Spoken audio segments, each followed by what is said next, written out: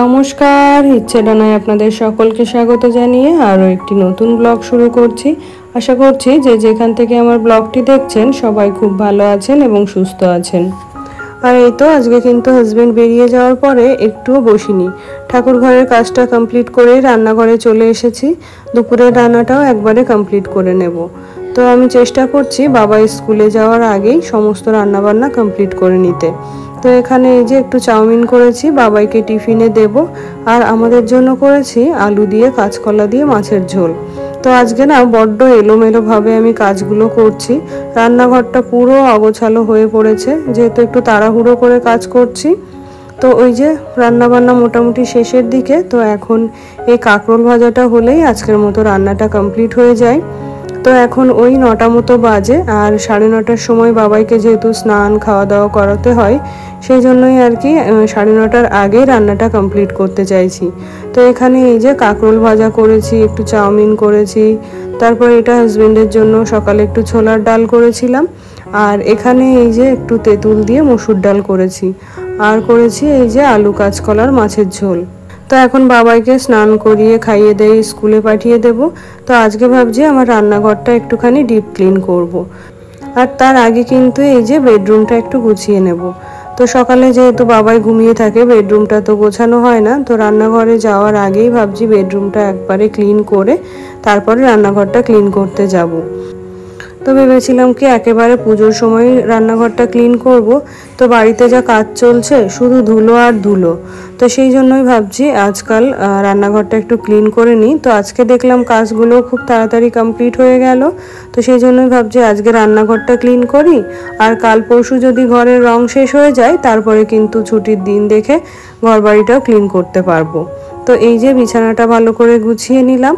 তো এই যে বলেছিলাম না দুটো ম্যাট্রেস রাখা হয়েছে, তার জন্যই কিন্তু বেডটা এত উঁচু মনে হচ্ছে। তো এখান থেকে একটা ম্যাট্রেস নিয়ে গেলে আবার বেডটা কিন্তু সুন্দর লাগবে দেখতে। তো বিছানাটা গুছিয়ে নিলাম, আর এখন এই যে একটু ধুলো ঝেড়ে নিচ্ছি। তো আমি কাচাকুচি এখন কিছু করছি না, শুধু ঘরটা একটু ঝেড়ে মুছে রাখছি। তো একবারে ওই যে ঘরটায় কাজ হচ্ছে ওই ঘরটা একটু ধুয়ে মুছে পরিষ্কার করে নিয়ে তারপরে বাকি সমস্ত কিছু কাচাকুচি করব। তো এখানে যে যতটা সম্ভব পারছি আর কি ধুলোটা মুছে নিচ্ছি।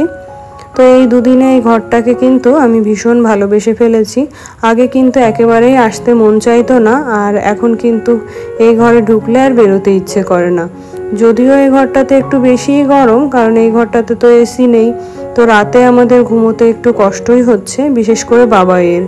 তো অনেক রাত পর্যন্ত আমরা জেগে থাকছি। তারপরে যেহেতু এই ঘরটাতে পশ্চিম দিকের রোদ্দুরটা লাগে, তো দুপুরবেলা তো একেবারেই থাকতে পারি না। তো আমাদের যে স্টাডি রুমটা রয়েছে দুপুরবেলাতে ওই রুমটাতে থাকি, আর রাতের বেলাতে এই রুমটাতে থাকছি। তো এই যে এখন চলে এলাম রান্নাঘরে। তো রান্নাঘরটা ক্লিন করার জন্য এখানে আমি একটা সলিউশন বানিয়ে নিচ্ছি। তো এই যে একটু জলের মধ্যে নিয়ে নিলাম একটুখানি ভিম জেল, আর এখানে নিয়ে নিলাম একটু বেকিং সোডা।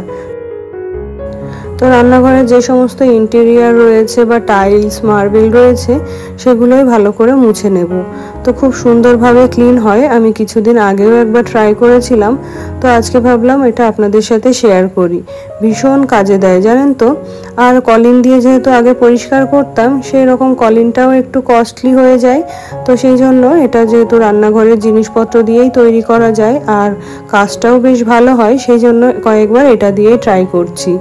তো এই যে দেখিয়েই দিলাম প্রথমে কতটা নোংরা ছিল আমার এই ক্যাবিনেটগুলো। তো এখন ওই সলিউশনটা দিয়ে আর একটা কাপড় দিয়ে এগুলোকে ভালো করে মুছে নিচ্ছি। আর জানেন তো কলিন দিয়ে মুছলেও কিন্তু এত ভালোভাবে ধুলোগুলো যেতে চায় না। তো অনেকটা বেশি কলিন ইউজ করা হয়ে যায়। তো এটা তো 1-2 দিনের ব্যাপার নয়, রোজ রোজ কিন্তু কলিন দিয়ে এগুলো মোছা সম্ভব নয়। তো এই সলিউশনটা দিয়েই এখন থেকে মুছবো ভাবছি। তো আমার এখানে একটা ওয়াটার স্প্রে বটল দরকার ছিল, কিন্তু ওটা আমার কাছে অ্যাভেলেবেল নেই। তো আমি কাপড় দিয়েই কাজ চালাচ্ছি। আর স্প্রে বটলটা থাকলে ওটা দিয়ে কিন্তু স্প্রে করে সুন্দর করে মুছে নেওয়া যেত। তো ভাবছি এটা যখন এখন থেকে ইউজ করব, তো একটা স্প্রে বটলও কিনে নেব। তো এই যে সমস্ত ক্যাবিনেটগুলো তো মোছা হয়ে গেল, এখন এই টাইলসগুলো ভালো করে ক্লিন করে নেব।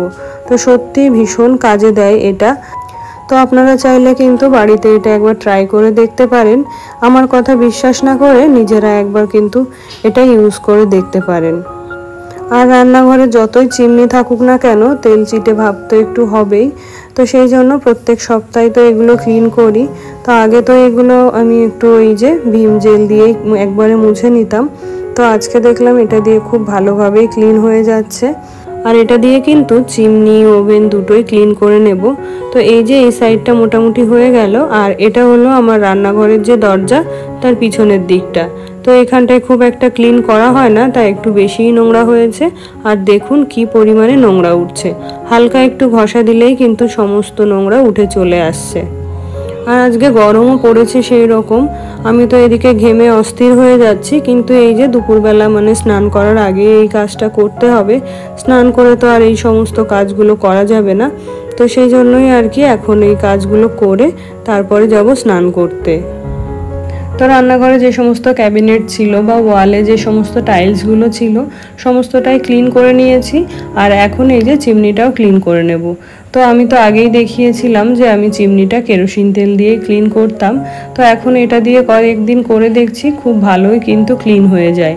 আর ওই যে কেরোসিন তেলটাও কিন্তু আমার অ্যাভেলেবেল থাকে না, যেহেতু আমাদের এখানে খুব একটা কেরোসিন তেল ইউজ হয় না, সেই জন্য কেরোসিন তেলটা জোগাড় করাও খুব মুশকিল হয়ে যায়। আর এই যে চিমনিটা কিন্তু এইভাবে খুলেও পরিষ্কার না করলে কিছুদিন পরে এই লিডটা আর ওপেন হতে চায় না। তো লিডটা যখন ওপেন হয় তখন কিন্তু একটু টাইম লাগে আর কি। তো এটা যখন আমি মুছে তেল চিটচিটে ভাবটা একেবারে ক্লিন করে দিই তখন কিন্তু এই যে চিমনির ঢাকনাটা অনায়াসে খুলে যায়। তো চিমনিটা ক্লিন করা হয়ে গেছে। আর এই যে এখন গ্যাস ওভেনটাও ভালো করে মুছে নেব। তো এই যে যতই সাবধানে রান্না করি না কেন একটু ভাতের মাড় বা একটু ডালের মাড় এখানে পড়বেই। তো সেগুলোকে ভালো করে তো তুলে নিলাম আর এটাকে এখন শুকনো করে মুছে নেব। তো এই যে কম খরচে রান্নাঘরের উপকরণ দিয়েই কিন্তু খুব সুন্দর একটা কিচেন ক্লিনিং সলিউশন আমি তৈরি করে ফেলেছি। আর এটা দিয়ে যে এত সুন্দরভাবে কিচেনটা ক্লিন করা যায় সেটা তো আপনারা দেখেই নিলেন। তো চাইলে কিন্তু আপনারা এরকম করে বাড়িতেও ট্রাই করতে পারেন। তো এই একটা সলিউশন দিয়ে আমার কিচেনে যত অ্যাপ্লায়েন্স আছে বা আমার কিচেনে যা ইন্টেরিয়ার আছে সমস্ত কিছুই কিন্তু আমি খুব ভালোভাবে ক্লিন করে নিলাম। আর এই যে এখন ফাইনাল লুকটা আপনাদের দেখিয়ে দিচ্ছি।